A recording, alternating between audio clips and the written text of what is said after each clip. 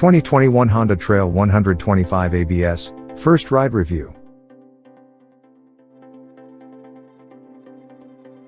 But before we start, please support us by pressing the like and subscribe buttons, so that we can continue to provide information about car and motorcycle news. Also turn on the bell button to get the latest updates. Your support means a lot to us. Thank you. Nostalgia is a powerful thing, and the folks at Honda know it. With the kind of rich history that Big Red has, we can hardly blame it for periodically plucking an iconic model from Honda's extensive back catalog, tarting it up with modern technological fixings and using it to tug our heartstrings. And oh my, does the 2021 Honda Trail 125 ABS give those yarns a yank with its $3,899 MSRP. Dating back to the early 1960s, these lovable motorcycles initially became popular with outdoorsmen, much lauded for their user-friendly semi-automatic transmission and centrifugal clutch combo, as well as their off-road capability. What also helped propel these bikes into the limelight was their affordability, and many Honda CTs and Trails saw duty as faithful grocery getters strapped to the back of RVs, or as stout compatriots on the farm and ranch. They were everywhere and many still are. During its nearly 3-decade tenure, the CT/Trail series saw several revisions and sold more than 725,000 units in the U.S., before being discontinued in 1986. Globally, the CT/Trail lived on in many other markets, further solidifying its grand legacy. Mention the CT/Trail to anyone hailing from New Zealand or Australia and they'll recognize it as the postie bike of their neighborhood postal carrier. More than 30 years later, the Honda Trail 125 has come home to the States. What better way to welcome it back than with a collapsible fishing kit strapped to the rack and Lake Cuyamaca in our sights, tackling the fire roads and mountain twisties surrounding Julian, California. Just like its forefathers, the 2021 Honda Trail 125 proudly carries on the tradition of being a quaint and understated dual-sport machine. The steel backbone frame, upright handlebar, square turn signals, upswept exhaust, high-mount snorkel and luggage rack have all been transported into the 21st century, and so, too, has the go-getter spirit of the original CT. It's a charmer, having the same adorable qualities seen in a variety of fluffy creatures. Sadly, the spare fuel canister didn't make the cut, while it does one-up its ancestors with an accessory charger, fuel injection, disc brakes and LED lighting.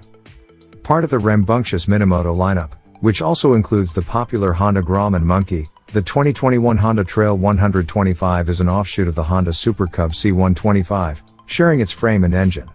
However, there are several crucial updates to suit the Trail's off-road proclivities. Toss a leg over the reshaped 31.5-inch seat, grab onto the upswept handlebar and let those sentimental feelings percolate. A comfy upright seating position awaits and my 32-inch inseam can get boots on the deck confidently. The vintage-styled LCD display needs to be a little brighter and, when standing, the heel-toe shifter will cause you to go a bit pigeon-toed. Luckily, the foot controls don't feel clumsy when seated. The Trail's frame and swing arm are reinforced in critical areas like the head tube and suspension mounts. To increase stability, the wheelbase has been lengthened by half an inch to 49.4 inches. Front suspension travel grew to 4.3 inches, 0.4 more than the Cub, and ground clearance is hoisted to 6.5 inches. The cast alloy rims were ditched in lieu of wire spoke 17-inch wheels and IRC GP5 dual sport rubber with inner tubes. Lastly, fuel capacity is up 0.4 gallon to 1.4 gallons total. That's a fuel sipper, too. To say that riding the Trail 125 is easy simply doesn't do it justice. M-Class license tests don't stand a chance against it. Powering the Trail is a 125cc single-cylinder engine equipped with a 4-speed semi-automatic transmission and centrifugal clutch. Fire it up with the electric or Kickstarter, give the heel-toe shifter a tap into gear, twist the grip and let the big dog eat. Power delivery is as welcoming as can be and it has enough pep to playfully zip around in traffic.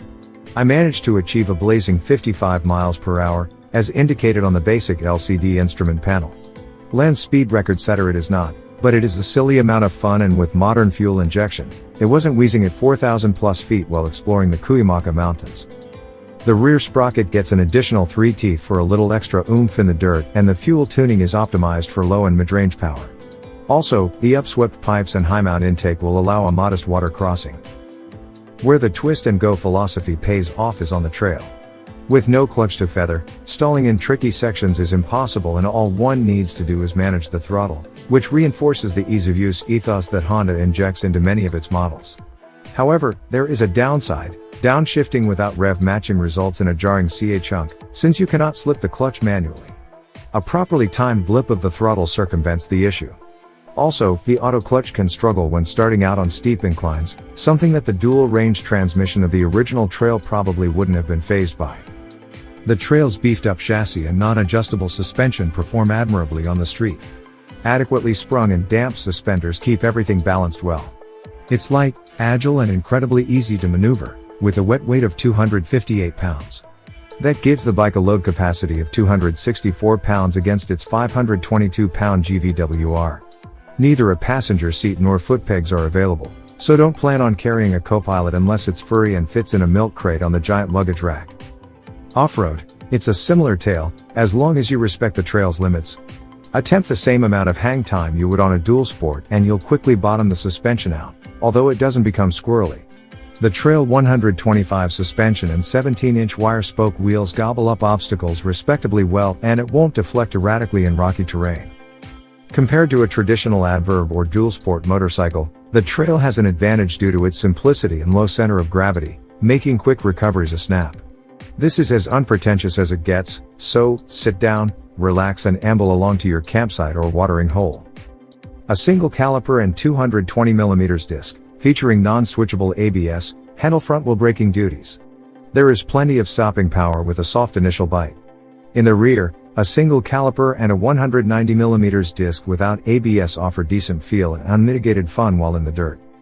As a successor, the 2021 Honda Trail 125 does right by its ancestors, providing the same fun, casual riding experience that the original CT/Trail built its famed reputation on. It isn't quirk-free, namely in respect to the awkward foot controls, but in every other way, the Trail 125 impressed me with its can-do attitude. At long last, Honda's prodigal son has returned and the lovable scamp is still making us smile. Thanks for watching. Drop a like, leave a comment, and don't forget to subscribe to watch more videos like this.